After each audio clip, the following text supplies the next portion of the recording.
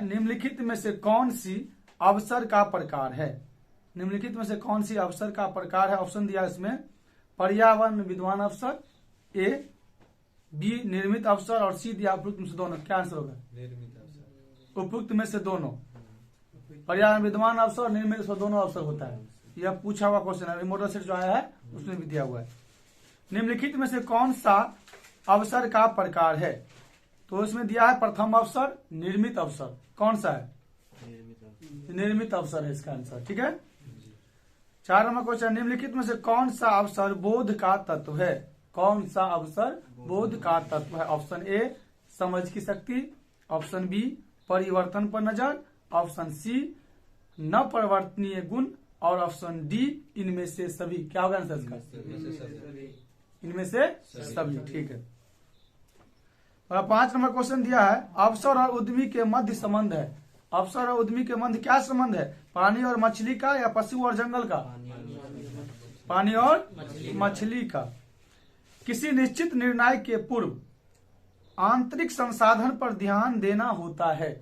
किसी निश्चित निर्णय के पूर्व आंतरिक संसाधनों पर ध्यान देना होता है। आवश्यक या अनावश्यक? क्या होगा इसका आंसर? आवश्यक। उत्पाद जिनकी मांग अधिक होती है, उत्पाद जिनकी मांग अधिक होती है अधिक डॉलर होते हैं। लाभप्रद या हानिप्रद? क्या होते हैं? लाभप्रद। ठीक है। व्यावसायिक अवसर डॉलर से संबंधित होती है। व्यावसायिक अवसर डॉलर से संबंधित होती है।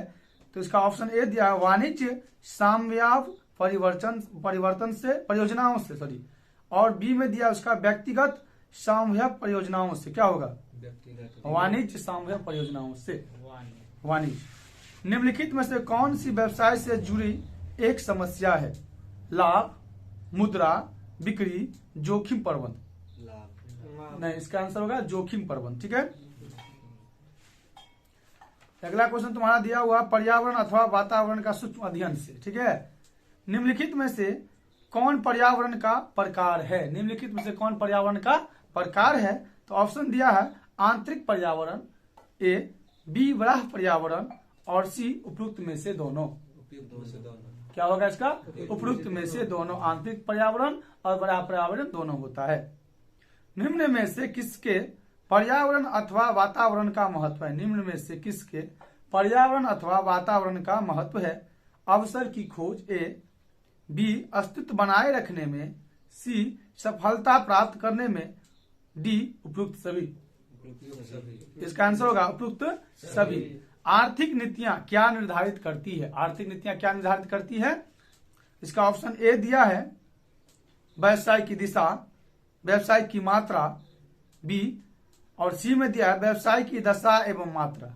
व्यवसाय की दिशा एवं मात्रा। तो व्यवसाय की दिशा एवं मात्रा दोनों होता है। व्यवसाय का नियामक ढांचा किससे संबंधित होता है? व्यवसाय का जो नियामक ढांचा होता है वह पूछ रहा है किससे संबंधित होता है।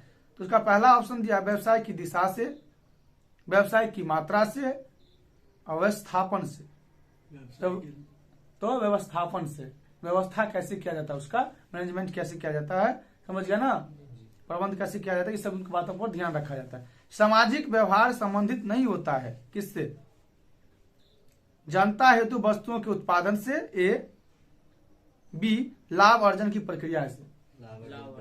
इसका क्या होगा? लाभ अर्जन की प्रक्रियाओं से। आर्थिक सहायता है रियायत, ए, बी बट्टा, सी पुनः भुगतान। क्या होगा? सी इसका राइट आंसर होगा पुनः भुगतान। ज्ञान अर्जन की प्रक्रिया में शामिल होते क्या शामिल होता है? मनोभाव, संचालन। तो इसका डी दिया है संचालन, मनोभाव एवं अनुक्रियाएं दोनों। क्या होगा इसका? इनमें से सभी है दिया। ऑप्शन दिया पहला संचालन, दूसरा बी है ऑप्शन मनोभाव, तीसरा अनुक्रिया और डी में दिया संचालन, मनोभाव एवं अनुक्रिया, मतलब कि ये तीनों है। तो इसका आंसर डी दिया है। कभी कभी इनमें से सभी दे देता है, कभी कभी वो तीनों ऑप्शन उठाकर डी में डाल देता है। समझ गया ना? प्रेरणाएं संबंधित नहीं होती है। प्रेरणाएं किससे संबंधित नहीं होती है? छूट से, एक मुश्त भुगतान से। किससे? एक मुश्त भुगतान से। ठीक है।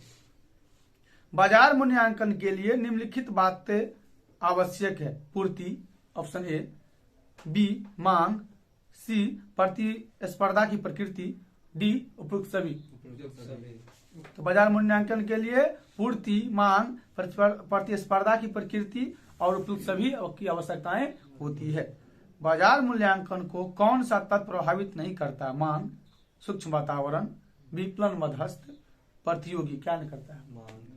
मांग। गुड। बाजार कहीं कहीं देखो, कहीं कहीं क्या होता है ना, कहीं कहीं देखेगा गेस में देखेगा, कहीं किताब में देखा तो अलग अलग आंसर देता है, समझ गया ना। तो कभी कभी गेस में मिसप्रिंट होता है और किताब में भी मिसप्रिंट हो सकता है, उसका ख्याल करके सब मिला के देखना। तुझे अगर कहीं तुमको लागे जो गलत है दूसरे बुक में देखना, उससे 2-3 बुक में देखेगा तब पता कंफर्म चल जाएगा जो कौन राइट आंसर है। बाजार की मांग को जाना जाता है मांग की भविष्यवाणी से, ए, बी वास्तविक मांग से, सी पूर्ति से। क्या होगा? मांग की भविष्यवाणी। वास्तविक मांग से। बाजार की मांग को जाना जाता है वास्तविक मांग से। विपणन के स्वभाव में शामिल है, विपणन के स्वभाव में शामिल है। ऑप्शन ए है उत्पादन नियोजन, ऑप्शन बी है उत्पाद का वर्गीकरण और सी है मांग पूर्वानुमान। उत्पाद नियोजन राइट आंसर। मांग पूर्वानुमान में शामिल है क्या है? अल्पकालीन पूर्वानुमान, उपभोक्ता पूर्वानुमान, उत्पादन पूर्वानुमान। क्या होगा? उपभोक्ता पूर्वानुमान सही है। मांग पूर्वानुमान को डॉडट के रूप में भी जाना जाता है। बाजार मांग या विपणन? बाजार मांग। निम्नलिखित में से कौन मांग पूर्वानुमान की विधि नहीं है? सर्वेक्षण की विधि या उत्पादन की विधि? उत्पादन की विधि। निम्नलिखित में से कौन मांग पूर्वानुमान में सम्मिलित कारक है? पूर्वानुमान की लंबाई, पूर्वानुमान के स्तर, उपयुक्त सभी। मांग पूर्वानुमान को निम्न में से किस रूप में जाना जाता है? तो बाजार मांग, विपणन मांग, किस रूप में जाना जाता है? बाजार मांग। ठीक है। विपणन के स्वभाव में क्या शामिल है? बोलो, विपणन के स्वभाव में क्या शामिल है? पता है? विपणन के स्वभाव में क्या शामिल है? उत्पादन नियोजन या उत्पादन का वर्गीकरण? उत्पादन नियोजन या उत्पाद नियोजन। मांग पूर्वानुमान में क्या शामिल है? अल्पकालीन पूर्वानुमान या ग्राहक क्या है? अल्पकालीन पूर्वानुमान। एक नए उद्यम की शुरुआत की अवस्था नहीं है, प्रारंभिक पूर्वावस्था है उत्पाद बाजार अवस्था। इसका आंसर होगा उत्पाद बाजार अवस्था। एक उद्यमी कामगार और डॉलर दोनों ही होता है, स्वामी या निवेशक? तो इसका आंसर हो, देखो, एक उद्यमी कामगार और स्वामी दोनों होता है। ठीक है। क्वेश्चन को बार बार सुनो और देखो और समझो। उपकरण का चुनाव करते समय ध्यान देने योग्य बात है क्या है? उत्पाद, विपणन, पूंजी की उपलब्धता। पूंजी की उपलब्धता उपकरण को चुनाव करते समय ध्यान देने योग्य बात है, क्योंकि तुम्हारे पास जितनी पूंजी रहेगा उतना ही कोई सामान खरीद सकता है या उत्पाद लगा सकता है, अपने पूंजी से ज्यादा नहीं लगा सकता है। ठीक है ना। पूंजी का विशेष ध्यान रखा जाता है, जो हमारे पास कितने हैं, हम कितना खर्च करें और कितना बचा के रखें, या कितना चीज का हमारे पास है संसाधन जो ला सकते हैं। ठीक है। उपकरण का चुनाव निर्भर करता है, उपकरण का चुनाव निर्भर करता है एकांकिक व्यापार पर, साहसिक अधिकार पर या साहसिक स्वयं की योग्यता पर? साहसिक स्वयं की योग्यता पर।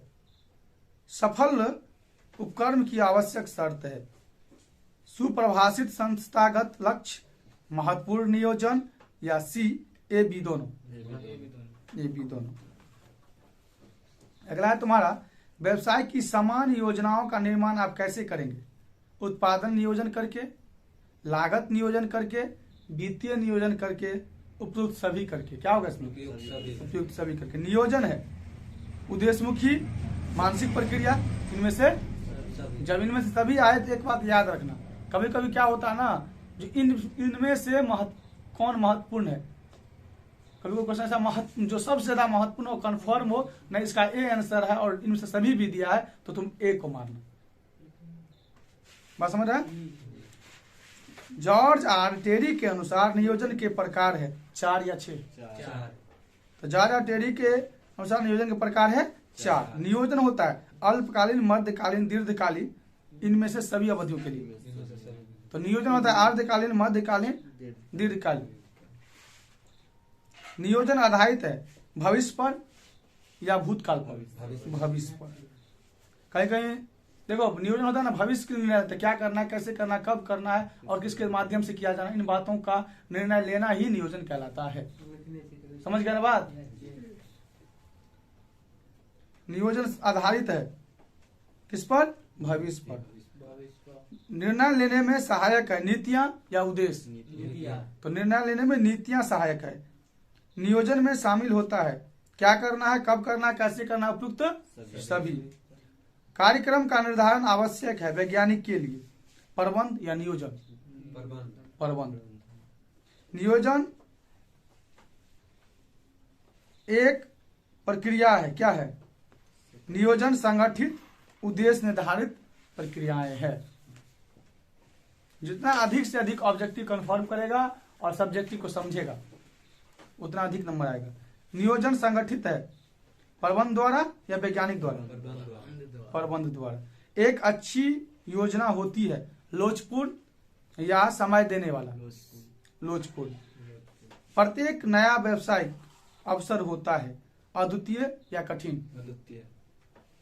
परियोजना पहचान व्यवहार करती है व्यवहार परियोजना के विचार पर या तार्किक अवसर पर? व्यवहार परियोजना के विचार पर। आधुनिकीकरण सुधारता है किसको? क्षमता को या उत्पादन को? क्षमता को। एक परियोजना है गतिविधियों का समूह या एकल समूह? एक गतिविधियों का समूह। परियोजना निर्माण संबंधित है परियोजना चक्र के दूसरे चरण से या पहले चरण से? दूसरे चरण से। समझो क्वेश्चन तब जवाब दो। आधारभूत क्षमता से संबंधित है तार्किक मूल्यावृद्धि, ब्राह्म मूल्यावृद्धि? तार्किक मूल्यवर्धन या मूल्यावृद्धि। ठीक है। परियोजना पहचान में आवश्यक होती है अनुभव एवं मस्तिष्क का उपयोग करना या अनुभव करना? अनुभव एवं मस्तिष्क का उपयोग करना। ठीक है। परियोजना मूल्यांकन के पहलू है वित्तीय मूल्यांकन, तकनीकी मूल्यांकन, प्रबंधकीय मूल्यांकन, इनमें से सभी। तो इनमें से क्या उसका आंसर हो जाएगा? इनमें से सभी। परियोजना के तैयार करने पर व्यय किया गया धन है विनियोजन या व्यय? विनियोजन। परियोजना तैयार की जाती है प्रवर्तकों के द्वारा या प्रबंधकों के द्वारा? प्रवर्तकों के द्वारा।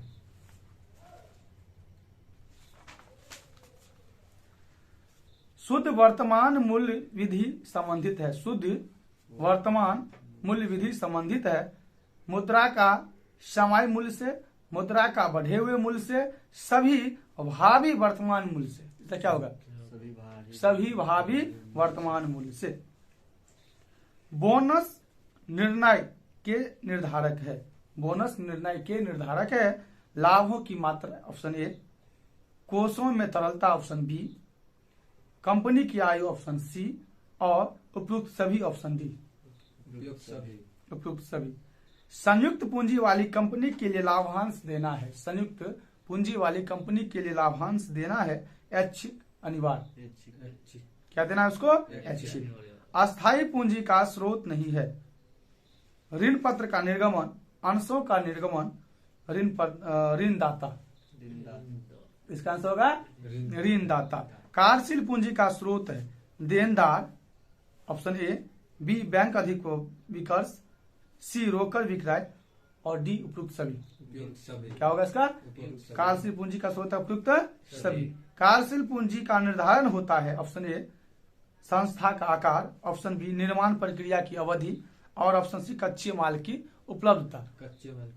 और इसका ऑप्शन डी है उपयुक्त सभी। पहले सुना करो सब क्वेश्चन, तो पहले सुनो, समझो, देखो और दिमाग लगाओ जो क्या सही है। अगर ऑब्जेक्टिव गलत हो गया तुम्हारा तो सब एग्जाम खत्म हो गया। सबसे बड़ा ऑब्जेक्टिव है 50 ऑब्जेक्टिव में जिसका 40 सही हो गया उसका काम बन गया। अस्थायी पूंजी की आवश्यकता होती है लेनदार का भुगतान करने के लिए या देनदार का भुगतान करने के लिए। स्थिर लागत में शामिल रहता है कारखाना लागत या श्रम की लागत? श्रम की लागत नहीं, कारखाना लागत होता है। अस्थायी पूंजी होती है दीर्घकालीन या अल्पकालीन? अस्थायी पूंजी होती है क्या होती है? दीर्घकालीन। कार्यशील पूंजी वर्गीकृत हो सकती है परिवर्तनशील कार्यशील पूंजी, अस्थायी कार्यशील पूंजी, नियमित एवं मौसमी कार्यशील पूंजी। डी उपयुक्त सभी। ऋण पत्र के निर्गमन पर ऋण पत्र के निर्गमन द्वारा खारिज का क्रय होता है, कोष प्रवाह का नहीं, कोष प्रवाह का प्रयोग, कोष प्रवाह का नहीं। निम्नलिखित में से कौन गैर चालू संपत्ति है, खायती या प्रायडील, खायत या खायती। प्लांट का क्रय कार्यशील पूंजी में क्या करेगा, कमी या वृद्धि करेगा, तो क्या करेगा, उसमें कमी करेगा। नगद क्रय के कारण अस्थायी संपत्ति में वृद्धि क्या होता है, कोष का प्रयोग या कोष का स्रोत, कोष का प्रयोग। अंश अधिमूल्य में वृद्धि क्या है, कोष के स्रोत या कोष का प्रयोग, कोष का स्रोत। जब तक घर पे ऑब्जेक्टिव नहीं समझेगा, नहीं और दिमाग लगाएगा, कुछ नहीं होगा। सुबह उठा करो। प्लांट एवं मशीनरी पर ह्रास है, प्लांट एवं मशीनरी पर ह्रास है, कोष का स्रोत या कोष का प्रयोग, कोष का स्रोत। प्रारंभिक रहतिया है, कोष का प्रयोग या कोष का स्रोत। चालू संपत्तियां में शामिल होता है देनदार या खायत, देनदार। कार्यशील पूंजी का अनुपात है चालू अनुपात या तरल अनुपात, चालू अनुपात। तरलता परीक्षण का सबसे सख्त अनुपात है पूर्ण तीव्र अनुपात या चालू अनुपात, पूर्व तीव्र अनुपात। ठीक है। अनुपात प्रतिफल को मापने का मुख्य अनुपात है, क्रियाशीलता या लाभदायकता। उधार तथा संग्रह नीति का मूल्यांकन करता है औसत संग्रह अवधि या चालू अनुपात। इसी तरह से तुमको ऑब्जेक्टिव समझना है और पढ़ना है। समझ गया बात ना। यह वीडियो अच्छा लगा हो तो अधिक से अधिक शेयर, लाइक, सब्सक्राइब करें। बिहार बोर्ड 2023 के एग्जाम के लिए महत्वपूर्ण क्वेश्चन प्रत्येक दिन आपको उपलब्ध कराया जाएगा। Account, BST, Hindi, Maithili, EPS, psychology, home science, geography, history, political science, sociology, हर एक प्रकार के सब्जेक्टों को आपको अच्छी तरह समझाया जाएगा।